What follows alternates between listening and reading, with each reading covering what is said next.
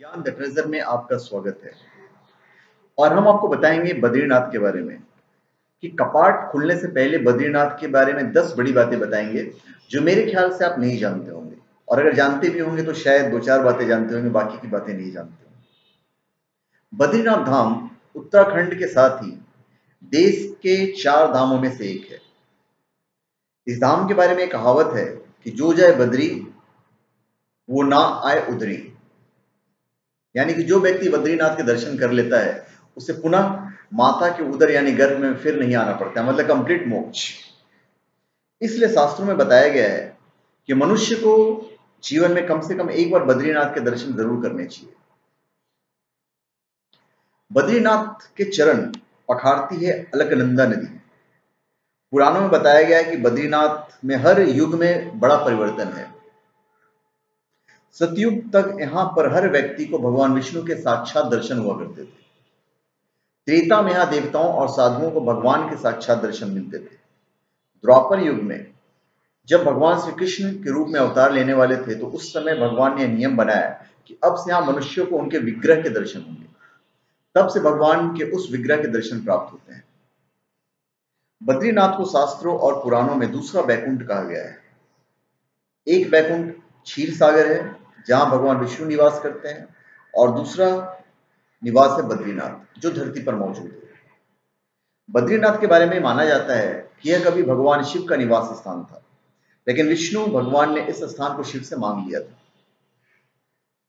4 धाम यात्रा में सबसे पहले गंगोत्री के दर्शन होते हैं। यह है गोमुख जहां से मां गंगा की धारा निकलती है। इस यात्रा में सबसे अंत में बद्रीनाथ के दर्शन होते हैं। बद्रीनाथ धाम 2 पर्वतों के बीच में बसा हुआ है। इसे नर नारायण पर्वत कहा जाता है। कहते हैं यहां पर भगवान विष्णु के अंश नर और नारायण ने तपस्या की थी। नर अगले जन्म में अर्जुन और नारायण श्री कृष्ण हुए। बद्रीनाथ यात्रा का दूसरा पड़ाव है यमुनोत्री। यह है देवी यमुना का मंदिर। यहां के बाद बद्रीनाथ के दर्शन होते हैं। मान्यता है कि जब केदारनाथ और बद्रीनाथ के कपाट खुलते हैं उस समय मंदिर में एक दीपक जलता रहता है। इस दीपक के दर्शन का बड़ा ही महत्व है। मान्यता है कि 6 महीने तक बंद दरवाजे के अंदर इस दीप को देवता जलाए रखते हैं।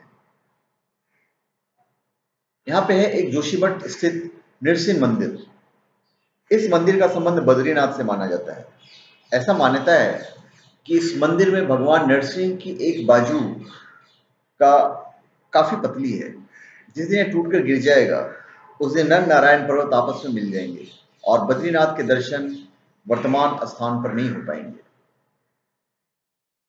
बद्रीनाथ का नाम बद्रीनाथ कैसे पड़ा, यह अपने आप में एक रोचक कथा है। कहते हैं कि एक बार देवी लक्ष्मी जब भगवान विष्णु से रूठ कर मायके चली गई तब भगवान विष्णु यहाँ आके तपस्या करने लगे। जब देवी लक्ष्मी की नाराजगी दूर हुई तो भगवान विष्णु को ढूंढते हुए यहाँ पर आई। उस समय यहाँ बद्री का वन यानी बेड़ के फल का जंगल था। बद्री के वन में बैठकर भगवान ने तपस्या की थी, इसलिए देवी लक्ष्मी ने भगवान विष्णु को बद्रीनाथ नाम दे दिया। फिर यहाँ पे सरस्वती नदी के उद्गम पर स्थित सरस्वती मंदिर जो बद्रीनाथ से 3 किलोमीटर की दूरी पर माना गांव में स्थित है। सरस्वती नदी अपने उद्गम से महज कुछ किलोमीटर बाद ही अलकनंदा में विलीन हो जाती है। कहते हैं कि बद्रीनाथ भी कलयुग के अंत में वर्तमान स्थान से विलीन हो जाएंगे और इनके दर्शन नए स्थान पर होंगे जिसे भविष्य में बद्री के नाम से जाना जाएगा। बद्रीनाथ का नजारा बड़ा भव्य है। मान्यता है कि बद्रीनाथ में भगवान शिव को ब्रह्म हत्या के पाप से मुक्ति मिली थी। इस घटना की याद दिलाता है वह स्थान जिसे आज ब्रह्म कपाल के नाम से जाना जाता है। ब्रह्म कपाल एक ऊंची शिला है जहां पितरों का तर्पण श्राद्ध किया जाता है। माना जाता है कि यहाँ श्राद्ध करने से पितरों को मुक्ति मिल जाती है। बद्रीनाथ के पुजारी हैं शंकराचार्य, उन्हीं के वंशज यहाँ पे करते आ रहे हैं जो रावल कहलाते हैं। ये जब तक रावल के पद पर रहते हैं इन्हें ब्रह्मचर्य का पालन करना होता है। रावल के लिए स्त्रियों का स्पर्श भी पाप माना जाता है। तो ये थी 10 चीजें जो आप बद्रीनाथ के बारे में नहीं जानते थे। तो धन्यवाद। आप हमारे चैनल पे सब्सक्राइब करें और अपने कमेंट दीजिए। धन्यवाद।